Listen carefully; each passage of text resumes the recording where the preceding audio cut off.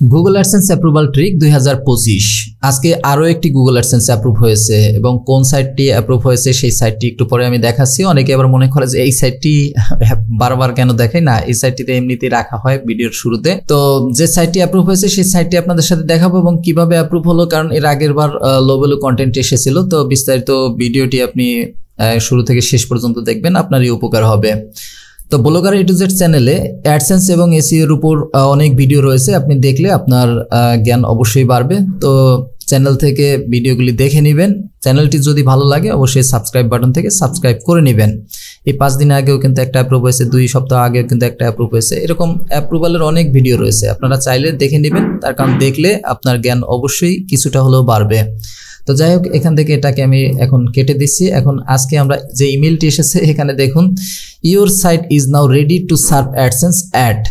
আজকে যে ইমেলটা এসেছে এখানে আমরা এখন ইমেলটাকে ওপেন করলাম 6 ঘন্টা আগে। এখানে যদি দেখেন কংগ্রাচুলেশন, এখানে যদি লেখা দেখেন যে your site is now ready to serve AdSense ad, এবং এখানে your site edubdblog.com is now ready to show AdSense ad and start earning money. তো আমরা ইমেলটাকে আবারও একটু রিলোড করি। যাই হোক, এটা করার দরকার পড়ে না, তারপর আমি করতেছি, কিন্তু এখানে কিন্তু আপনার অ্যাপ্রুভাল হয়ে গেছে। এখন আমরা যদি অ্যাডসেন্সে এখানে লগ ইন করাই অবশ্য আসি, তারপর আমরা যদি একটু রিলোড করি, রিলোড করলে এখানে দেখা যাবে যে আমাদের অ্যাডসেন্সের সাইটস যদি আমরা ক্লিক করি, ক্লিক করলে এখানে আপনারা দেখতে পাবেন edubdblog.com। এখানে দেখুন ready ad TXT not found এখন পর্যন্ত। তো আমরা অ্যাড টিএক্সটিটাকে এখান থেকে একটু ফিক্স করে নিই। এখান থেকে ফিক্সে ক্লিক করলাম। অবশ্য ফিক্সে ক্লিক করলে এখান থেকে হবে না, এখান থেকে লার্ন মোর থেকে আমরা এটাকে ফিক্স করে নিব। এটা হতে ব্লগারে একটু সময় লাগে, এটা নিয়ে আসলে তেমন ঝামেলার কোনো বিষয় না। আমরা এখান থেকে এটাকে কপি করে নেবেন। কপি করে নিয়ে জাস্ট আপনার যে ব্লগার ওয়েবসাইট আছে সেখানে সেটিংয়ে চলে যাবেন। সেটিংয়ে যাওয়ার পর এখান থেকে আপনারা যে কাজটি করবেন, নিচের দিকে চলে আসবেন। নিচের দিকে একেবারে নিচের দিক, এই যে মনিটাইজেশন, ব্লগারে মনিটাইজেশন, এখানে আমরা যে কাজটি করব, এখানে এটাকে ইনেবল করে দেব এবং কাস্টম অ্যাডস.txt এখানে আমরা এটাকে পেস্ট করে দেব। এরপর এখান থেকে আমরা শুধুমাত্র পাবলিশার আইডিটাকে, এখান থেকে আমরা উপরের দিকে দেখতে পাচ্ছি পাবলিশার আইডি, তো পাবলিশার আইডিকে এখান থেকে আমরা কপি করব। কপি করে নিয়ে এখানে আমরা জাস্ট পেস্ট করে দিব। পেস্ট করে দিয়ে এখান থেকে আমরা সেভ করে দিব। সেভ করে দেওয়ার আমাদের কিছু সময় পরে আসলে এটি আপনার এখান থেকে চলে যাবে, এখানে সমস্যা নেই, সাথে সাথেই যাবে না, কিছুটা সময় নেবে। যাই হোক, এটা সময় নেক। এখন এই ওয়েবসাইটটির অবস্থা আমরা যদি এখান থেকে ভিউ করি, আসলে ভিউ ব্লগে ক্লিক করলে এখানে দেখবেন যে এখানে যে টেমপ্লেটটি মূলত ব্যবহার করা হয়েছে এটি হলো জেড থিমের রিডিজাইন ভার্সন, এবং এটি কিন্তু আমি সেল করছি। আপনারা আমার ভিডিও যদি পূর্বে দেখে থাকেন অবশ্যই এটা বুঝবেন। এই ওয়েবসাইটটাতে এর পূর্বে কিন্তু আমি বলেছিলাম যে এখানে লো ভ্যালু কন্টেন্ট এরর সমস্যা দেখিয়েছিল। কন্টেন্ট কিন্তু সেমই ছিল, কিন্তু অনেক সময় দেখা যায় যে এই থিমের কারণে, ডিজাইনের কারণে আপনার কিন্তু এই ঝামেলাটা আসে আসলে আপনার এই ইসের কারণে। তো এখানে দেখতে পাচ্ছেন অ্যাড কিন্তু এখন রানিং আছে। আমরা এখন যে কাজটা করব, অবশ্য অটো অ্যাডটাকে আপাতত অফ করে দিই, তার কারণ আমরা চাচ্ছি না যে সাথে সাথেই অ্যাড অন করার জন্য। অ্যাডটা এখান থেকে অফ করে দিব। তো জাস্ট এখান থেকে একটু অফ করে নিই। ভিডিওটা অবশ্যই একটু কন্টিনিউ দেখবেন, কন্টিনিউ দেখলে আপনার জন্য কিছুটা হলো উপকার হবে। তো এটা অটো অ্যাডটা অফ করে দিলাম এবং এখান থেকে আমরা ভিতর থেকে অ্যাডসেন্সের যে কোড রয়েছে সেটাকে আমরা কি করব, এখান থেকে আমরা এখন এটাকে এই কোডটাকে সরিয়ে দেব।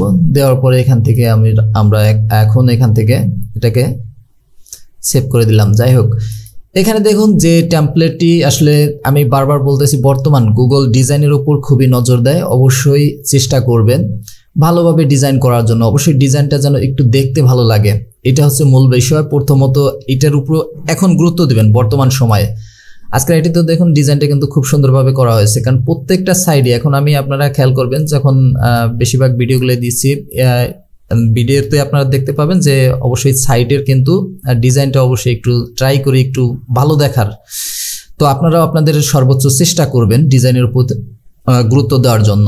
এখানে ডিজাইনের ব্যাপারটা যাওয়ার পরে আপনি বারবার বলি যে আপনারা একটা লোগো দেবেন সিম্পল ভাবে, কিন্তু দেখতে যাতে একটু ভালো লাগে, এই ব্যাপারটা অবশ্যই মাথায় রাখবেন। এটাও ডিজাইনের ভিতরেই পড়ে। তো এরপরে যে বিষয়গুলো, নেভিগেশন বারগুলো অবশ্যই সঠিকভাবে রাখবেন। এখানে দেখুন এখানে কয়টি নেভিগেশন, 5টি নেভিগেশন করা হয়েছে, মানে 5টি মেনু বার করা হয়েছে। এখানে আপনারা কমপক্ষে 4টি করবেন। আসলে 4টি 3টি এরকম যদিও ইস্যু না, তারপরও দেখার সৌন্দর্যের খাতিরে, প্লাস কারণ যদি কেউ কোনো দেখা গেল অ্যাডসেন্সের যে যারা রিভিউ করে, অনেক সময় ম্যানুয়াল যদি রিভিউ হয় সেক্ষেত্রে এখানে দেখা গেল আমি 2টা ক্যাটাগরি দিয়ে রাখছি, সেই কারণে দেখতে অনেক সময় এগুলা এক্সপিরিয়েন্স থেকে বলছি যে অনেক সময় এই কারণে লো ভ্যালু অনেক সময় আসে। এটা দেখার খাতিরে অনেক সময় মেনু বার বাড়িয়ে দিয়ে দেখা গেছে পরবর্তীতে অ্যাপ্রুভাল হয়ে গেছে। তো এই কারণে বললাম মিনিমাম 5টি না হলেও অন্তত 4টি ক্যাটাগরি আপনি উপরের দিকে রাখবেন, এটা হচ্ছে মূল কথা।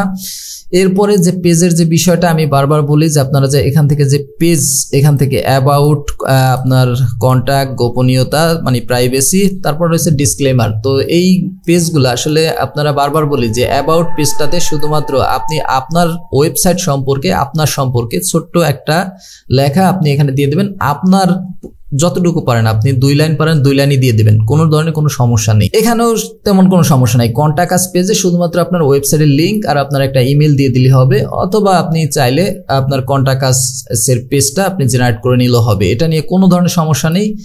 পক্ষান্তরে প্রাইভেসি পলিসি এবং ডিসক্লেমার, যদি আপনি প্রাইভেসি পলিসি, ডিসক্লেমার আপনি যদি চান যে আপনি এগুলা করবেন, আপনার এগুলা নিয়ে নিজের কোনো লেখার দরকার নেই।